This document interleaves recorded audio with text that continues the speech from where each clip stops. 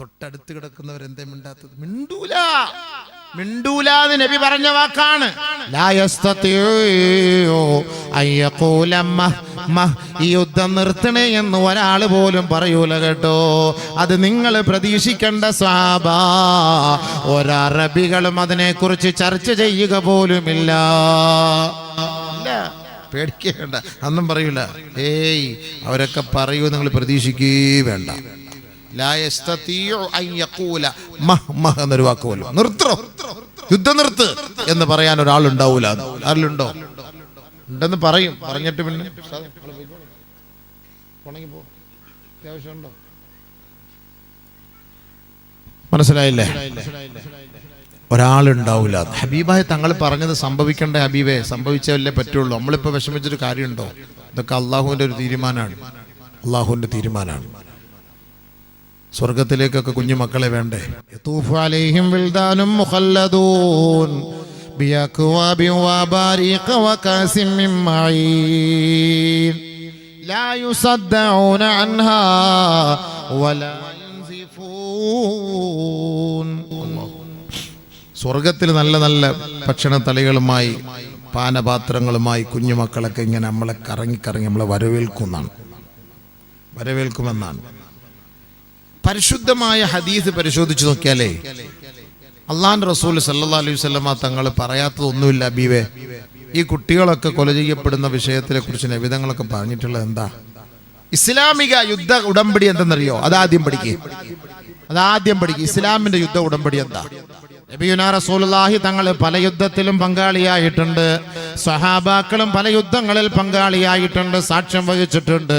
പക്ഷേ ആദരവായ റസൂലുള്ളാഹി സ്വല്ലല്ലാഹു അലൈഹി വസല്ലം തന്റെ യോദ്ധാക്കളെ നിർത്തിയിട്ട് ഹബീബായ തങ്ങൾ ഒരു ഉഗ്ര പ്രഭാഷണം നടത്താറുണ്ട്.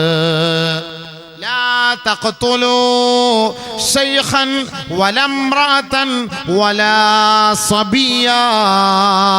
സ്വഹാബത്തെ,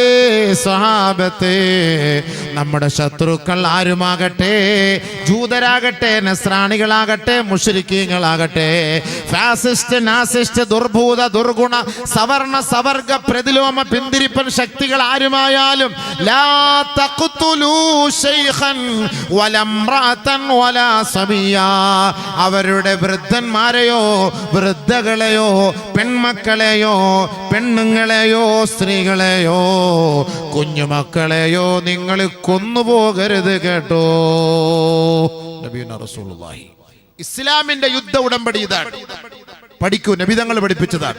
ഇസ്ലാമിന്റെ യുദ്ധ ഉടമ്പടി ഇതാണ്. അള്ളാഹുവിന്റെ റസൂൽ സഹാബാക്കളെ നിരത്തിർത്തിട്ട് പറഞ്ഞ വാക്കാണ്. ലാ തഖ്തുലൂ ഇംറഅതൻ. ഒരൊറ്റ പെണ്ണിനെ നിങ്ങൾ കൊന്നുപോകരുത്, ഒരു കുഞ്ഞിനെ കൊന്നുപോകരുത്, ഒരു വയസ്സനെ നിങ്ങൾ തൊട്ടുപോകരുത്. വലിയ വാക്കാ, തീർന്നില്ല. വലാ തഖ്തുലൂ ആബിദൻ ഫീ മിഹ്റാബിഹി വലാ റാഹിബൻ ഫീ സൗമഅതിഹി. പള്ളിയിൽ ആരാധിക്കുന്ന ഒരു ദാസനെ നിങ്ങൾ കൊല്ലരുത് കേട്ടോ. യൂദന്മാരുടെയോ യഹൂദന്മാരുടെയോ നസറാണികളുടെയോ ആരാധനാലയങ്ങളിൽ ആരാധിക്കുന്ന ഒരു പുരോഹിതനെയും നിങ്ങൾ വധിക്കരുത് കേട്ടോ. നബിയുനാ റസൂലുള്ളാഹി. എന്താ ഈ വാക്ക്? ഈ പ്രവാചകനാണോ തീവ്രവാദി? ഈ സമുദായമാണോ തീവ്രവാദി? സഹാബാക്കൾക്ക് എന്താ കൊന്നൂടായിരുന്നു ജൂതന്മാരെ? ഇബാദത്ത് ചെയ്യുന്ന ആരാധിക്കുന്ന ഒരു പുരുഷനെയും കൊല്ലരുത്. അത് ക്രിസ്ത്യാനിയാകട്ടെ, അത് ജൂതനാകട്ടെ, ആരും ആകട്ടെ, കൊല്ലാൻ പാടില്ല. അവൻ ആരാധിക്കുന്നവനാണ്, അവനെ കൊല്ലരുത്. എത്ര വലിയ വാക്കാണ്! തീർന്നില്ല. ലാ തഖ്തുലൂ ശാബൻ മാദാമ ലാ യഹ്മിലു സിലാഹ്. ആയുധമില്ലാതെ നിന്റെ മുന്നിലേക്ക് പാഞ്ഞു വരുന്ന ചെറുപ്പക്കാരൻ നിന്റെ വിരോധിയായിരിക്കാം. സ്വഹാബത്തെ, അവരെ നിങ്ങൾ തൊട്ടുപോകരുത്, കൊന്നുകളയരുത് കേട്ടോ. ആയുധമില്ലാതെ നിരായുധനായി സ്വഹാബാക്കളുടെ മുന്നിലേക്ക് അടുത്തു വരുന്ന ഒരു വിരോധിയാകട്ടെ, ഒരു പ്രതിയോഗിയാകട്ടെ, അവരെ കൊല്ലരുതേ എന്ന് ആദരവായ ഹബീബായ ഷഫീയായ റസൂലുള്ളാഹി സല്ലല്ലാഹു അലൈഹി വസല്ലം അള്ളാഹുവിന്റെ റസൂലിന്റെ വാക്ക ഇതൊക്കെ ചെറിയ കാര്യമാണ്. ഇത് യുദ്ധ ഉടമ്പടി, ഇസ്ലാമിന്റെ യുദ്ധ ഉടമ്പടി. എന്നിട്ട് ഇസ്ലാമിനെ കുറ്റം പറയാണ് അല്ലേ? ഇസ്ലാമിന്റെ യുദ്ധ ഉടമ്പടിയാണിത്. തീർന്നില്ല നബി സല്ലല്ലാഹു അലൈഹി വസല്ലം, തീർന്നില്ല. വലാ തജഹസൂ ബിഖതീൽ. ആദരവായ റസൂലുള്ളാഹി സ്വല്ലല്ലാഹു അലൈഹി വസല്ലമ തങ്ങൾ പറയുകയാ, മൃതദേഹങ്ങൾ നിങ്ങൾ വികൃതമാക്കരുത് കേട്ടോ. പരുക്കുപറ്റി കിടക്കുന്നവരെ നിങ്ങൾ കൊല്ലരുത് കേട്ടോ. വലാ തഖ്തുലു അലാ ജരീഹ്. ഗുരുതരമായി പരിക്ക് പറ്റി യുദ്ധരണാങ്കളത്തിൽ കിടക്കുന്ന, ആ യുദ്ധക്കളത്തിൽ കിടക്കുന്ന ഒരു വ്യക്തിയെ നിങ്ങൾ കണ്ടാൽ സഹാബ, അവനെ കൊല്ലരുതേ, അവന്റെ കഥ കഴിക്കരുതേ. ഇനി യുദ്ധത്തിൽ ചത്തുപോയ ഒരു മൃതശരീരത്തെ നിങ്ങൾ അപമാനിക്കരുതേ. നബിയുനാ റസൂലുള്ളാഹി. വാക്കാ ഇത് ലോകത്താര് പഠിപ്പിച്ചു കൊടുക്കും? അള്ളാന്റെ റസൂലിന്റെ വാക്കാണ് ഇത് സല്ലല്ലാഹു അലൈഹി വസല്ലം. ഇപ്പൊ ഈ ഫലസ്തീനിൽ ഒരു ജൂതൻ ചത്ത് കിടക്കുന്നു, ഒരു ജൂതപ്പട്ടാളം, ഒരു ഫലസ്തീനിയ അദ്ദേഹത്തിന്റെ പോയി നെഞ്ചിൽ ഇങ്ങനെ ചവിട്ടുന്നു. ഉടനെ മറ്റൊരു ഫലസ്തീനി പാടില്ല കാലെടുത്ത് മാറ്റുന്നു. വീഡിയോ കണ്ടതാണ്. ഒരു ജൂതനാണ്, മറ്റവരെ കൊല്ലാൻ വെടിവെക്കാൻ വന്നവനാണ്. ആ വെടിയേറ്റ് അവനെ കൊന്നിട്ട് അവൻ്റെ ദേഷ്യം കൊണ്ട് ഒരു ഫലസ്തീൻ ബാലൻ ചവിട്ടുന്നു. ഉടനെ തന്നെ മറ്റൊരാൾ കാലെടുത്ത് മാറ്റുന്നു. അങ്ങനെ ചെയ്യാൻ പാടില്ല. മൃതദേഹത്തോട് ആദരവ് കാണിക്കുന്നുണ്ട് അവർ, അറിയോ? ഇത് നബി തങ്ങൾ പറഞ്ഞ വാക്കാണ്.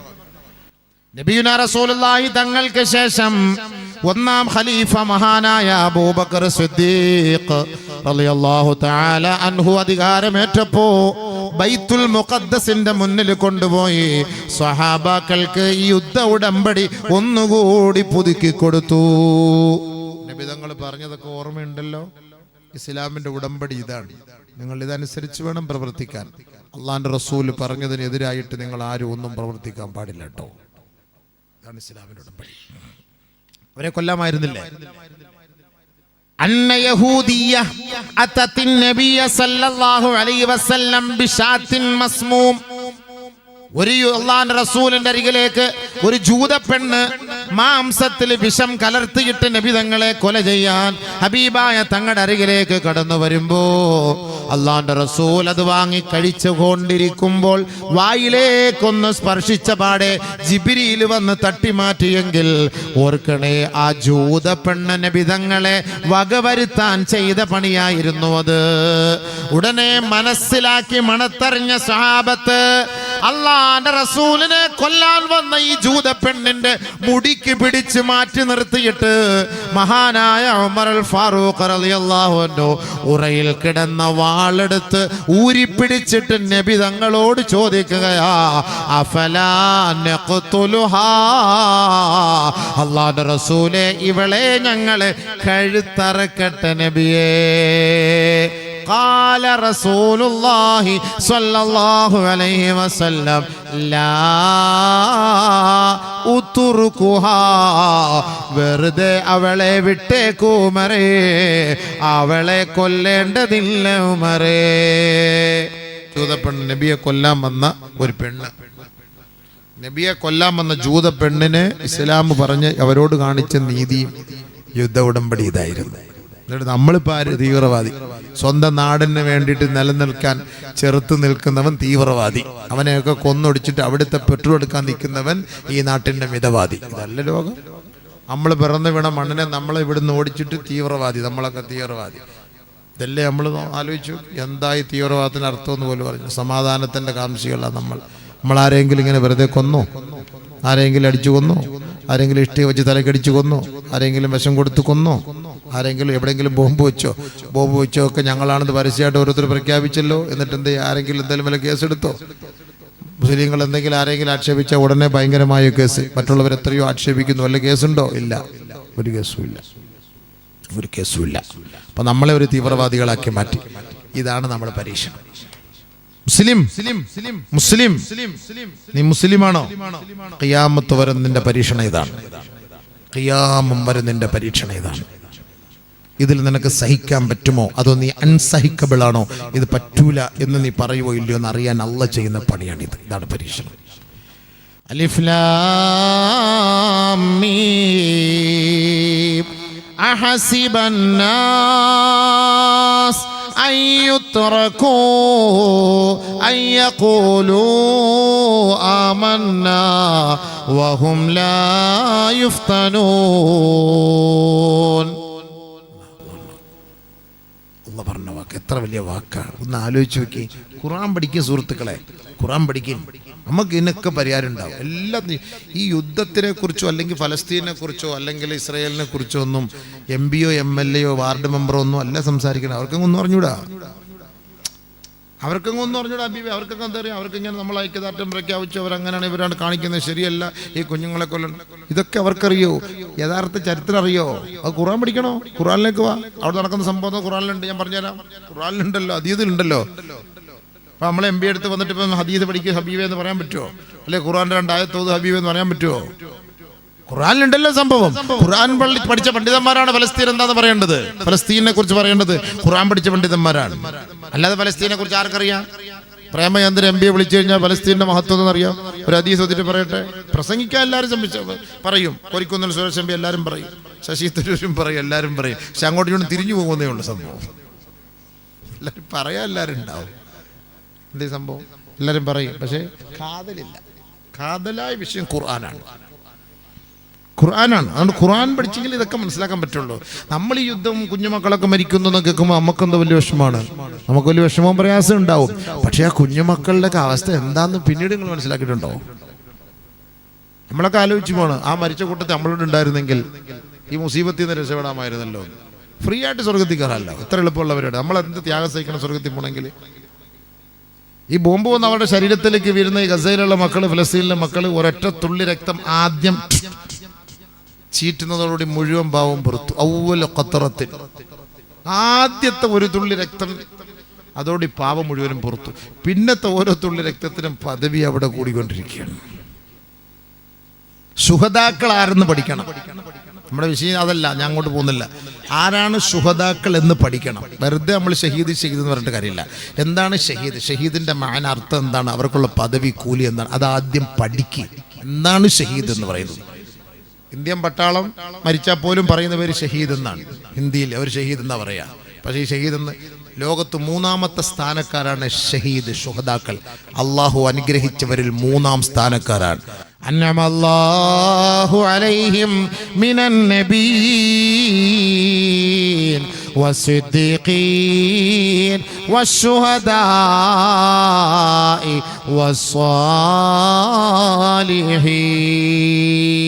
അള്ളാഹ് അനുഗ്രഹിച്ചതിൽ 3ാമത്തെ പട്ടികയിലുള്ള ആൾ, ഒന്നാമത്തെ പട്ടികയിലുള്ള അമ്പിയാക്കൾ. അൻഅമല്ലാഹു അലൈഹിം മിനൻ നബിയ്യീൻ. 2ാമതാണ് സിദ്ദീഖീങ്ങൾ. 3ാമത് ശുഹദാക്കളാണ് കേട്ടോ. 3ാമത് ശുഹദാക്കളാണ് കേട്ടോ. ചെറിയ കാര്യമല്ല അത്. അള്ളാഹു പറഞ്ഞ വാക്കാണ് ഇത്. അള്ളാഹ് പറഞ്ഞ വാക്കാണ്. ഇസ്ലാമിലെ 3ാമത്തെ സ്ഥാനമാണ് ശുഹദാക്കൾ. ولا تحسبن الذين قتلوا في سبيل الله أمواتا بل أحياء عند ربهم يرزقون. ഖുർആൻ വിശ്വസിക്കോ? ഫലസ്തീനിലെ 11,500 മക്കൾ മരിച്ചിട്ടില്ല. ഖുർആൻ പറയുക വാക്കാണ്. ഫലസ്തീനിലെ 11,500 പേര് മരിച്ചിട്ടില്ല. ഖുർആനെ വിശ്വസിക്കുന്നവരാണെങ്കിൽ പറയും മരിച്ചിട്ടില്ല. ഖുർആൻ പറഞ്ഞ വാക്കാണ്. ولا تقولوا لمن يقتل في سبيل الله أمواتا بل أحياء ഇൻദ റബ്ബിഹിം യുർസഖൂൻ. അള്ളാഹുവിന്റെ മാർഗത്തിൽ പിടഞ്ഞു മരിച്ചവര്, അള്ളാഹുവിന്റെ മാർഗത്തിൽ കെട്ടിടത്തിന്റെ അടിയിൽ കിടന്ന് കുടുങ്ങി മരിച്ചവര്, അള്ളാഹുവിന്റെ മാർഗത്തിൽ ശരീരമാസകലം വെന്തുപൊള്ളി മരണപ്പെട്ടു പോയവര്, അവർ മരിച്ചു എന്ന് പറയരുതേ. ബൽ മറിച്ച് അഹ്യാഉൻ ഇൻദ റബ്ബിഹിം യുർസഖൂൻ, മറിച്ച് അള്ളാന്റെ അടുക്കൽ അവർ ജീവിച്ചിരിക്കുന്നവരാണ്, വിഭവങ്ങൾ ഭക്ഷിച്ചു കൊണ്ടിരിക്കുന്നവരാണ് കേട്ടോ. ജീവിച്ചിരിക്കുന്നവരെ ഭക്ഷിക്കുള്ളൂ, മരിച്ചു കിടക്കുന്നവൻ തിന്നോ? അള്ളാഹ് ഖുർആനിൽ പറഞ്ഞ വാക്കെന്താ? ബൽ അഹ്യാഉൻ എന്ന് പറഞ്ഞാൽ മതി. അള്ളാഹ് അവർ മരിച്ചിട്ടില്ല, അവർ ജീവിച്ചിരിക്കുന്നവരാണെന്ന് അള്ളാഹ് പറഞ്ഞാൽ മതി. ബൽ അഹ്യാഉൻ എന്ന് അള്ളാഹ് പറഞ്ഞാൽ മതി. പക്ഷെ അള്ളാഹ് അതുകൊണ്ട് നിർത്തിയില്ലല്ലോ. ഇൻദ റബ്ബിഹിം യുർസഖൂൻ എന്നൂടെ അള്ളാഹ് ചേർത്ത് പറഞ്ഞു. ബൽ അഹ്യാഉൻ, അവർ മരിച്ചിട്ടില്ല, ജീവിച്ചിരിക്കുന്നവരാണ് എന്ന് അള്ളാഹ് പറഞ്ഞു നിർത്താം. പക്ഷെ അള്ളാഹ് അങ്ങനെ നിർത്തിയില്ല. ഇൻദ റബ്ബിഹിം യുർസഖൂൻ, അവര് നല്ല അടിച്ചു പൊളിച്ച് ഷവർമ ഷവായ അല്ല സ്വർഗത്തിലത്തെ നല്ല കാട കോഴി തിന്നുകൊണ്ടിരിക്കുകയാണെന്നാ പറയുന്ന അള്ളാഹ്. അപ്പൊ അതിന്റെ അർത്ഥം എന്താ? മരിച്ചിട്ടില്ല എന്നല്ലേ ഹബീബെ മന്നാനി? അല്ലേ? നിങ്ങളെ പോലെ തടിയായിട്ടിരിക്കട്ടവര് അല്ല തിന്ന് കൊഴുത്തിട്ട് ഇങ്ങനെ ഇരിക്കുകയാണ് സംഭവം.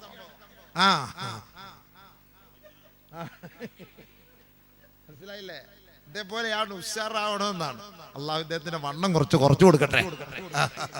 ഇത്ര ദുആ റബ്ബേ, നാളെ എങ്ങാനും നിങ്ങൾ സ്ലിം ആയാൽ രക്ഷപ്പെട്ടില്ലേ?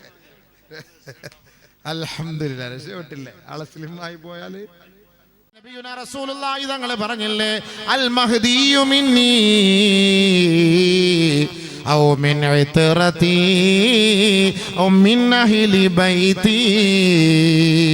അള്ളാഹുവിന്റെ റസൂൽ പറയാതെ പോയിട്ടില്ല, മഹ്ദി എന്ന് പറയുന്ന വ്യക്തി എൻ്റെ കുടുംബത്തിൽപ്പെട്ട വ്യക്തിയാണ്, എൻ്റെ ഫാത്തിമയുടെ പരമ്പരയിൽപ്പെട്ട വ്യക്തിയാണ് മഹ്ദി എന്ന് പറയുന്നയാൾ. മഹ്ദി ഒരു പേരല്ല, മഹ്ദി എന്ന് പറയുന്ന ഒരു പേരല്ല. ഫൈന്നഹു ഖലീഫത്തുല്ലാഹിൽ മഹ്ദി എന്നാണ് അതിന് പറയാ. അലൈക്കും ബിസുന്നതി വസുന്നതി ഖുലഫായിർ റാഷിദീൻ അൽ മഹ്ദീൻ. നേർവഴി കാട്ടിത്തരുന്ന ആളാണ്, സത്യത്തിന്റെ വഴിത്താരയിലൂടെ കൈക്ക് പിടിച്ചു കൊണ്ടുപോകുന്ന വ്യക്തിയാണ്.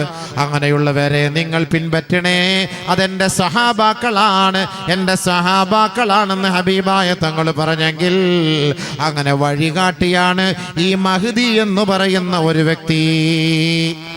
അജ്ലൽ ജബ്ഹതി വഅഖ്നൽ അൻഫി, അദ്ദേഹത്തിന്റെ നെറ്റിത്തടം വിശാലമായതാ, കേവലം ഒരു നീളമുള്ള മൂക്കുള്ള മനുഷ്യനാണ് കേട്ടോ. എന്റെ കുടുംബത്തിൽ നിന്നാണ് അദ്ദേഹം ജനിക്കുന്നത്. യുവാതിഉ ഇസ്മുഹു ഇസ്മി വസ്മു അബി, എന്റെ പേരിനോടും എൻ്റെ പിതാവിൻ്റെ പേരിനോടും അദ്ദേഹത്തിന്റെ പേരിന് സാദൃശ്യമുണ്ട് കേട്ടോ. എന്താണ് ആ പേരെന്നറിയോ? അദ്ദേഹത്തിന്റെ പേര് മുഹമ്മദ് ഇബ്നു അബ്ദില്ലാഹിൽ ഫാത്തിമിൽ അലവിയിൽ ഹസനി റളിയല്ലാഹു അൻഹു. അതാണ് മഹ്ദി ഇമാമിന്റെ പേര്. എന്താ പേര്? മുഹമ്മദ് ഇബ്നു അലവിയിൽ ഫാത്തിമിയിൽ ഹസനി.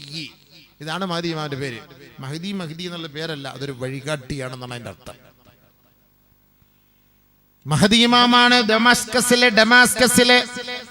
ജാമിയ മസ്ജിദിൽ അസറിന്റെ സമയത്താണ് ഇമാമത്ത് നിൽക്കുമ്പോഴാണ് ബഹുമാനപ്പെട്ട ഈസ നബി അലൈഹിസ്സലാത്തു വസ്സലാമിനെ ജിബ്രീൽ അലൈഹിസ്സലാത്തു വസ്സലാം ആ മിനാരത്തിന്റെ മുകളിൽ കൊണ്ടെത്തിക്കുന്നത്. ആ ചിറകിൽ കയറി മിനാരത്തിന്റെ മുകളിലേക്ക് വരുമ്പോ അവിടെ ഒരു കോണി സ്ഥാപിച്ചിട്ടുണ്ട്. ഇപ്പോഴും അത് സ്ഥാപിച്ചിട്ടുണ്ടെന്നാണ് പറയപ്പെടുന്നത്. അതിലൂടെ മഹാനായ ഈസ നബി അലൈഹിസ്സലാത്തു വസ്സലാം താഴേക്ക് ഇറങ്ങി വരുമത്രേ. ആ സമയത്ത് അസറിന് ഇഖാമത്ത് കൊടുക്കപ്പെട്ടിരിക്കുന്ന സമയം ഈസ നബി അലൈഹിസ്സലാത്തു വസ്സലാം ഇറങ്ങി വരുമ്പോ ഇമാം മഹ്ദി പറയുകയാണ്, അങ്ങ് ഇമാമ് നിൽക്കണേ, അങ്ങ് ഇമാമത്തിന് നേതൃത്വം വഹിക്കണേ. ഈസ നബി അലൈഹിസ്സലാത്തു വസ്സലാം പറയും, ഇല്ല ഇല്ല, ഒരിക്കലും ഞാൻ ഇമാമത്ത് നിൽക്കുകയില്ല. ഈ ശരീഅത്ത് പ്രവാചകന്റെ ശരീഅത്താണ്. ഈസാ നബി ഒരു പ്രവാചകനാണ്. ആദരവായ റസൂലുള്ളാഹി സ്വല്ലല്ലാഹു അലൈഹി വസല്ലമ തങ്ങൾ ഈ ലോകത്ത് വന്നതോടുകൂടി ഈ പ്രവാചകന്റെ ഈ ശരീഅത്തോടുകൂടി അവസാനിക്കുകയാണ്. ഇനിയൊരു പുതിയ ശരീഅത്തിന് ഉടലെടുക്കുകയില്ല, തുടക്കം കുറിക്കപ്പെടുകയില്ല. മഹാനായ ഈസാ നബി വന്നാലും അത് മുഹമ്മദ് നബി തങ്ങളുടെ ശരീഅത്തിനെ പിൻപറ്റിയേ മതിയാവൂ. അതുകൊണ്ട് ഈസാ നബി അലൈഹിസ്സലാത്തു വസ്സലാം ഇമാം മഹ്ദിയോട് പറയുകയാ, നിങ്ങൾ അങ്ങ് ഇമാമത്ത് നിൽക്കണേ, ഞാൻ അങ്ങയുടെ പുറകിൽ നിന്ന് നമസ്കരിച്ചു കൊള്ളാം. വയുസല്ലി ഖൽഫൽ മഹ്ദി, മഹ്ദി ഇമാമിന്റെ പുറകിൽ നിന്ന് മഹാനായ ഈസാ നബി അലൈഹിസ്സലാത്തു വസ്സലാം നമസ്കരിക്കും. അവിടെ വെച്ചാണ് അധികാരം കൈമാറുന്നത്. പിടിച്ചോ. ഈസാ നബി അലൈഹിസ്സലാത്തു വസ്സലാമിന് വരുമ്പോൾ 7 വർഷം ഈ ദുനിയാവിൽ താമസിക്കുമ്പോൾ അവർക്ക് ജീവിക്കാൻ അവർക്കുള്ള സംവിധാനങ്ങൾ വഴി ഒരുക്കാനാണ് മഹ്ദി ഇമാം വരുന്നത്. 5 വർഷമെന്നും 7 വർഷമെന്നും 9 വർഷമെന്നുണ്ട്. ഇവിടെ ജീവിക്കും ദുനിയാവിൽ, നമ്മൾ വഴി ഒരുക്കി കൊടുക്കും. ഈസാ നബി അലൈഹിസ്സലാത്തു വസ്സലാമാണ് ദജ്ജാലിനെ കൊല്ലുന്നത്. ദജ്ജാലിനെ ഒക്കെ നമ്മൾ ചർച്ച ചെയ്യണം. ആർക്കിപ്പോ ദജ്ജാലിനെ ചർച്ച ചെയ്യുന്നുണ്ട്? ഇത് ഖിയാമത്ത് നാളിൽ അടയാളത്തിൽ വരുന്ന സംഭവങ്ങളാണ്. ഇതൊക്കെ ദജ്ജാലിനെ നമ്മൾ ചർച്ച ചെയ്യണം. ആരും ചർച്ച ചെയ്യാറില്ല. അതുകൊണ്ടാണ് നിസ്കാരത്തിൽ മസീഹ് ദജ്ജാൽ, അല്ലാഹുമ്മ ഇന്നി അഊദു ബിക മിൻ അദാബിൽ ഖബ്രി വമിൻ അദാബിൻ നാരി വമിൻ ഫിത്നത്തിൽ മഹ്യാ വൽ മമാത് വമിൻ ഫിത്നത്തിൽ മസീഹ് ദജ്ജാൽ. മസീഹ് ദജ്ജാലിന്റെ ഫിത്നയിൽ നിന്ന് ഞാൻ അല്ലാഹുവേ നിന്നോട് കാവൽ തേടുന്നു. എന്തിനാ അത് കാവൽ തേടുന്നറിയോ? നിസ്കാരത്തിൽ എന്തിനാ കാവൽ തേടുന്നറിയോ? അതാണ് ഇസ്ലാമിന്റെ വേഷം ധരിച്ചിട്ട് മുനാഫിഖീങ്ങളായ മുനാഫിഖത്തുകളായ ആണും പെണ്ണുങ്ങളും ഈ ദുനിയാവിൽ കോലം കെട്ടി ജീവിക്കുന്ന ഒരു കാലം വരുമെന്ന് ഹബീബായ തങ്ങൾ പറഞ്ഞുവെങ്കിൽ ആ മുനാഫിഖീങ്ങളായ കാപഢ്യത്തിന്റെ വേഷത്തിന്റെ ഉടമകളായ നാമധാരികളായ മുസ്ലിം സമുദായമുണ്ടല്ലോ, ദജ്ജാലിന്റെ വരവോടുകൂടി അവർ മദീനയിലേക്ക് ഒളിച്ചു നിൽക്കുമത്രേ.